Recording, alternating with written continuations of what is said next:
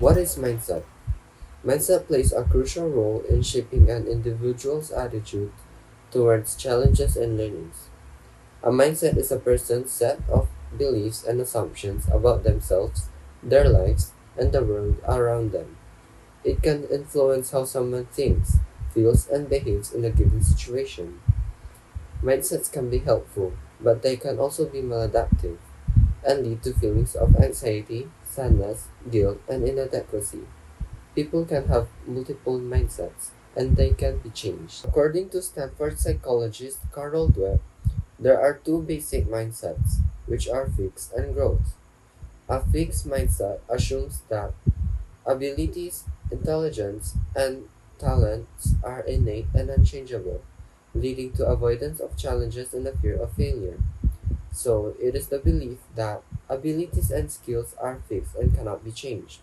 People with a fixed mindset may believe that talent and intelligence alone lead to success, and that effort is not required. They might also believe that other successes are a personal threat. Growth mindset. In contrast to fixed mindset, a growth mindset embraces challenges, viewing them as opportunities to grow and learn.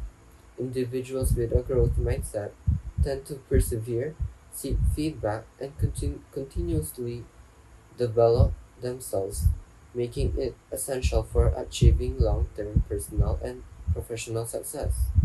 So in growth mindset, it is the belief that abilities and talents can be developed over time through effort and persistence.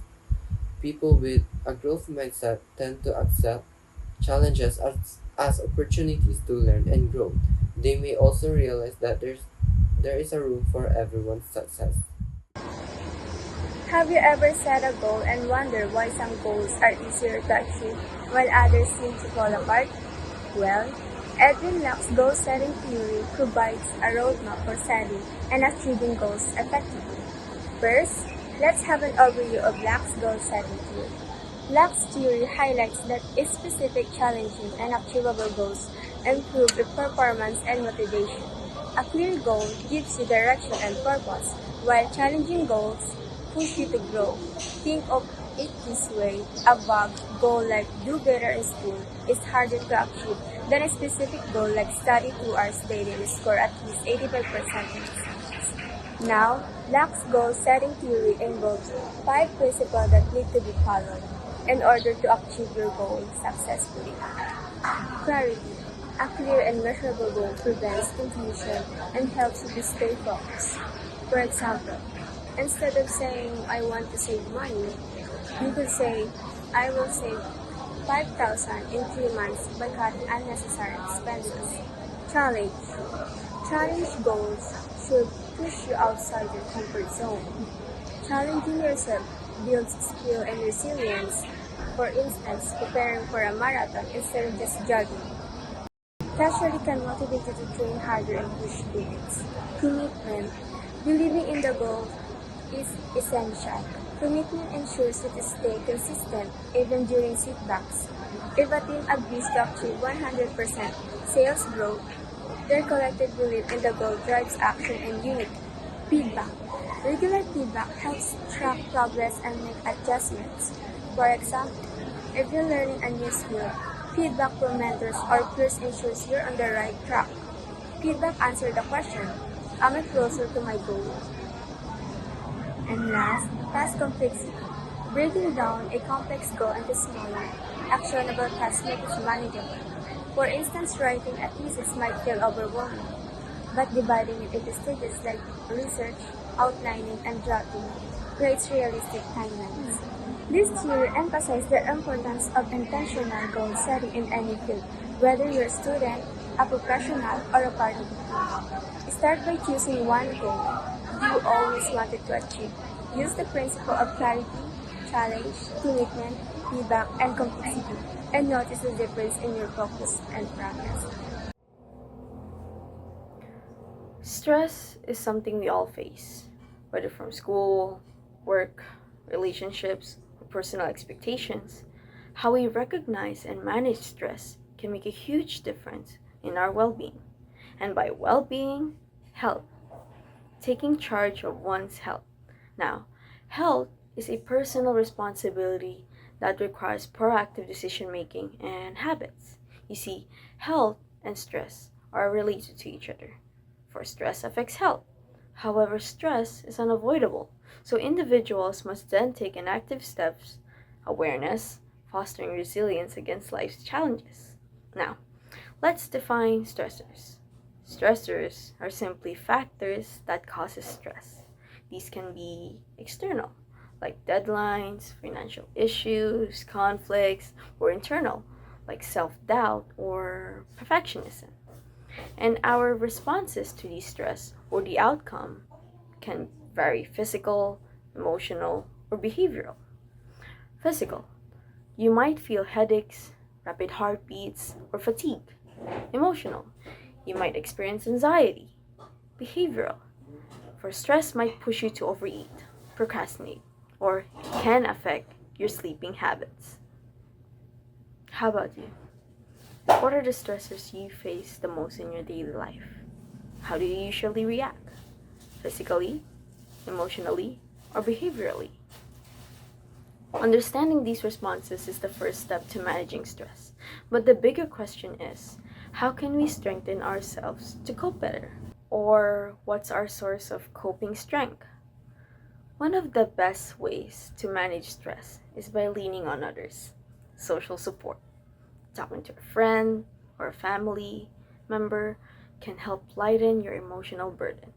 So, imagine having a bad day at school. Venting to someone close can provide not only comfort, but also perspective. Another one is spiritual practices. For many Filipinos, prayer and faith offer peace during tough times. It's about finding clarity and strength beyond yourself.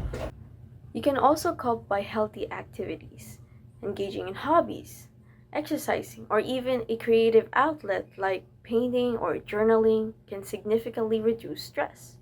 Exercise, for instance, releases endorphins. Endorphins is your body's natural stress relievers. And lastly, most especially, professional help.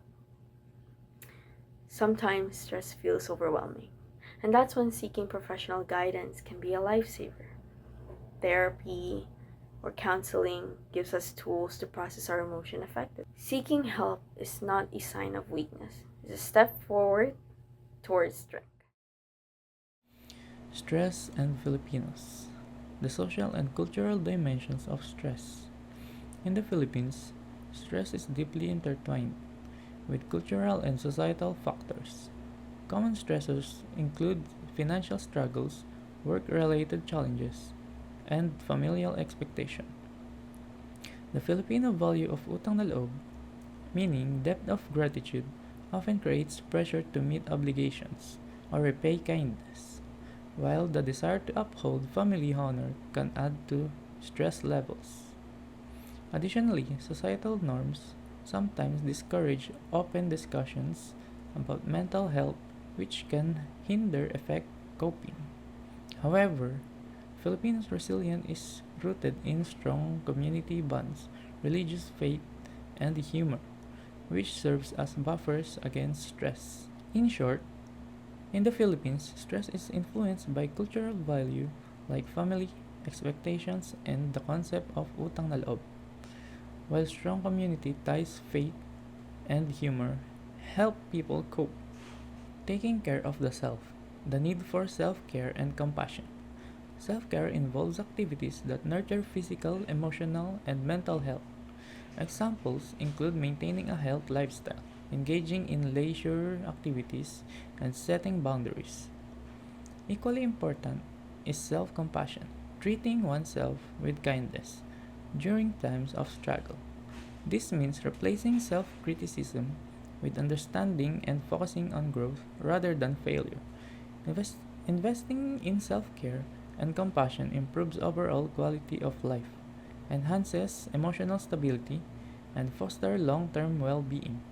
Meaning, in short, self care includes activities that promote physical, emotional, and mental health, like staying active and setting boundaries. Self compassion involves treating yourself kindly, during struggles, focusing on growth rather than failure. Both self-care and self-compassion improves well-being and emotional stability.